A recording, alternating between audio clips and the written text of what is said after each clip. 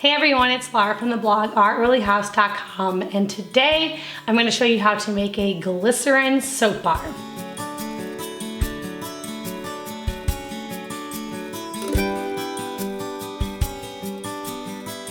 So a glycerin soap bar is a clear soap, and some of the benefits of it is that glycerin is really moisturizing and it can help to hold moisture into the skin. So if you have really dry skin, and as we go into these winter months, whenever dry skin is more prone, this is a really good soap to use. Now also, if you have skin rashes, eczema, psoriasis, those types of things, glycerin soap can help with that. Now obviously everybody's skin is different, and so you need to test it and make sure that it's working well for your skin. But in most cases, people that suffer from skin rashes and really dry skin, glycerin soap is very helpful for them. So this recipe is a little different from some of my other soap recipes. I have shared some melt and pour soap recipes. Those are very easy. You can use a glycerin soap base to make a melt and pour, but this is gonna be a glycerin soap bar from scratch. So we're gonna be using lye, we're gonna be using alcohol, sugar, oils, and so it's gonna be a very precise recipe. Like always when you're making soap, you need to make sure that your super fat percentage is correct for the lye and the water that you use. So I'm going to put the exact recipe that I'm using today down in my description box. And if you need to change anything up, like switch out the coconut oil for a different fat or use a different carrier oil, then you're gonna have to use a soap calculator to recalculate your measurements, which I will also link the soap calculator that I use down in the description box. And then as always, if you need more information or like you like written instructions, go over to my blog, because I'll have a blog post on this where everything is really detailed, written out, showing you exactly how to do it. But if you like a video tutorial, then this video is going to be for you. So to start off, you're going to need a digital scale, like a kitchen digital scale, because like I said, you have to make sure that everything is measured really accurately. So I'm using a digital scale here. I have my bowl on here, and I like to just put the bowl on first, and then it will cancel that out. So now it's not measuring the bowl, it's just gonna measure what I'm putting in here. So for the first step, we are going to get all of our oils and fats added into this big saucepan here, and we're going to melt them together. So I'm starting off with 8 ounces of coconut oil, just regular coconut oil, not fractionated coconut oil, because that does make a difference.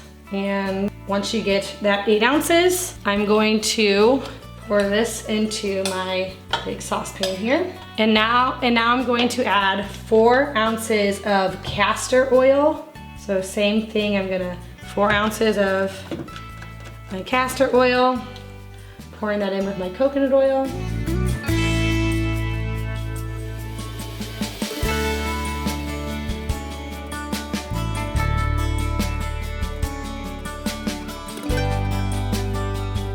And then I'm going to do 2 ounces of jojoba oil, and I'm going to add that in with my castor and coconut.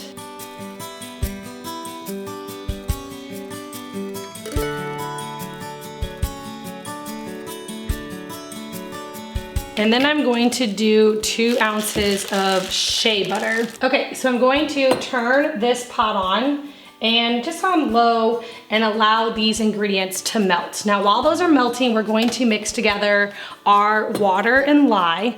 Now if you remember, if you watch any of my other soap videos, this is the part where I start looking a little silly because I'm going to get on my safety gear. When you mix water and lye, it is really important to be wearing safety gloves, or rubber gloves, I guess, all the way up. I like to get the tall ones that kind of cover up my arms. And then also I'm going to put on these goggles, and that's because the lye and water, before it's mixed in with the oils, it can cause some skin burning, damage to the eyes, things like that. So you want to make sure that you have your safety things on before messing with your water and lye. And if possible, you can do this outside. That's really good, or just a big open room like this. You'll notice my baby's not attached to me. I have no pets in the house. We're trying to keep this very safe and just kind of keep everything open so you're not breathing in a ton of this water and lye. Now, Once I get these ingredients in and we mix them with the soap, it is not dangerous anymore. This is a very natural soap, and it's just the process of making soap. So if you don't want to deal with water and lye, you can use a melt and pour soap base, because they've already done that part for you. But if you want to make your own soap from scratch and be in charge of all the ingredients you put in, then you're gonna have to mix together the water and lye. So I have my lye here. I keep this up high, out of reach of my kids. And then this is the jar that I'm going to be mixing it in. Okay, so for the amount of soap I'm doing, I'm gonna be using 4 ounces of water. So I'm pouring the water into my scale here, and then I'm going to put it in this heat-resistant jar to mix my lye in. So first I pour my water in here.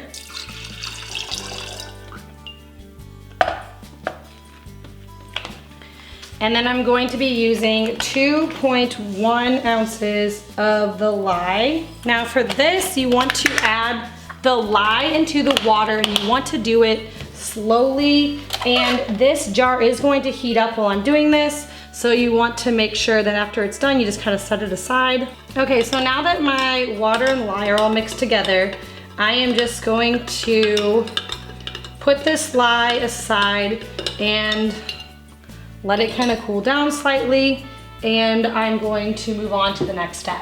All right, so now we're going to mix our lye water into our melted oils here. Now you could, after I do that, I'm going to be transferring this to a crock pot to make it go on low. Now you could melt your oils in your crock pot and mix your lime water straight in there. The reason I did not do that is because my crock pot dish is a little bit more shallow than this big stock pot here. And you wanna make sure that on this next part, when you're mixing these two together, that it's not splashing out and getting all over your table or all over your skin or anything like that. So that's why I'm putting it in here. And once I get it to come to trace, then I'm going to transfer this to my crock pot to keep it on low until it gets to the gel phase, which I'll talk about here in a minute. But to start off, I'm just gonna be mixing the lye water in with this, and I'm going to be using a stick blender or an immersion blender to blend it up until it comes to trace. Now you want it to be kind of like a pudding consistency. A trace is just when it starts to kind of like solidify, but you want it to be the consistency of pudding. A good way to test that is when you are stirring it up, pick up your blender and let some of the soap fall back down onto the soap in the pot. And if it floats on top, that is the correct trace that you want to get. So I'm just gonna add this in slowly and blend this up.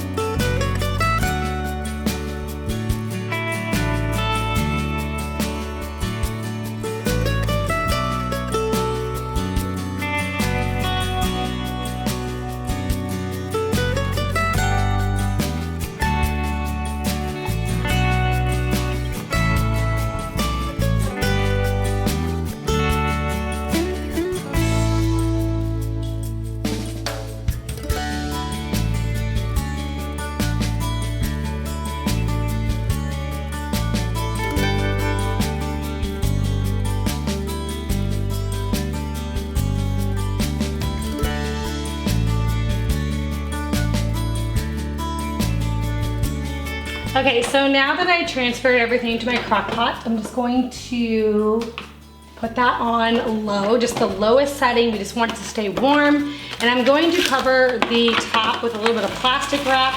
This is gonna help your soap just start churning and just getting to that glycerin clear soap that we're looking for here. So I'm just gonna cover this, and we're just going to set this aside.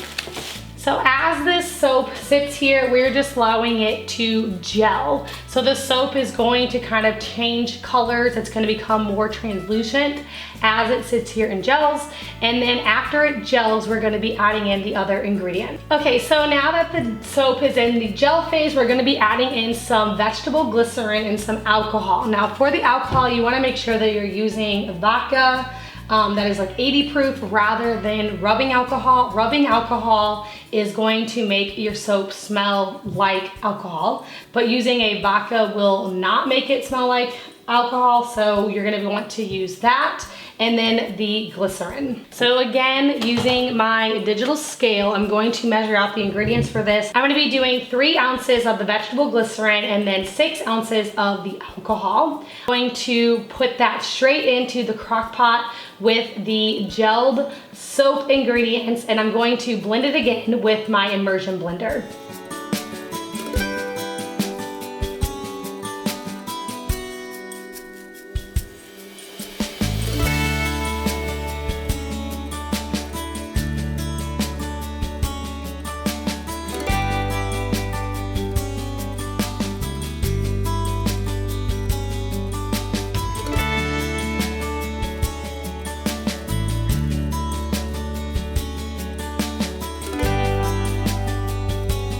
Okay, so now that my alcohol and glycerin are in here, I'm going to leave this uncovered and allow it to sit for a couple more hours. This again is going to help it to get that clear glycerin soap. For this phase, it usually takes about 2 hours. So while this is sitting here, I'm going to get my sugar water ready to go. So over the stove top, I'm just going to dissolve 1/4 cup of white sugar in a 1/2 cup of water. Now that it's been in here for about 2 hours, we're going to add the sugar water into our soap, and we're going to stir it up to get it all well combined. There might be a few things that come to the top of the soap. You can just scrape that off. Again, that's gonna help it to be that really nice clear soap that we're going for. Once everything is mixed in, you can add in any essential oils that you want at this time. For this amount, I do about 30 to 50 drops of essential oil. I just like to do lavender, you could do wild orange, you could do a Roman chamomile. It just really depends on what kind of soap you are looking to make. And then we're going to pour it into our soap molds. Okay, so after you get your soap into the molds, we're just going to allow it to cure and set up. This process can take some time. I usually leave them in the molds for about 2 or 3 days before popping them out. You want to make sure that they're completely dry and hardened before popping them out. And then you need to allow them to cure for several weeks before using them. The curing process is really important for preserving your soap and helping it to last longer. If it doesn't cure properly when it's in the shower, it's just going to melt and you're gonna end up wasting your soap. So make sure that you allow it to cure. Now for curing it, you can buy a fancy curing rack, or you can just use a 9x13 pan and stand your soaps up in there. You wanna make sure that the soaps are not touching each other, that they get plenty of air, and then just place your pan in a cool, dark place to allow them to cure. If you want to add in some floral or lavender buds or flowers or anything like that to your soap, you can do that right when you add it into the mold. You can top it with that. Now, lavender, adding that in, once it gets wet, it can brown. The lavender is still okay, but it won't look as pretty. So I suggest using maybe like rose petals or different petals. It does make the soap so pretty when you add that in. So that is totally optional. You can also add in jojoba beads. You could add in some mica powder to color your soap. But if you want that just clear soap, you can just leave it as is. All right guys, that's it. That is my tutorial on how to make clear glycerin soap. It is a little bit harder than some of the other soaps that I've made before.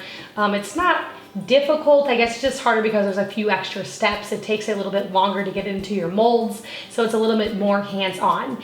If you guys want some different soap recipes, I will be sure to put a link to all of my soap bars videos down in the description box. I have some melt and pour soap recipes along with some other lye soap like from scratch. So I'll link those there. If you're just getting started with soap, you can kind of look around and see which one you want to make. I share lots of different recipes, and I also have all these written out on my blog if you prefer to read. So I'll have that linked below as well. Thank you so much for watching, and hopefully I'll see you all in the next video.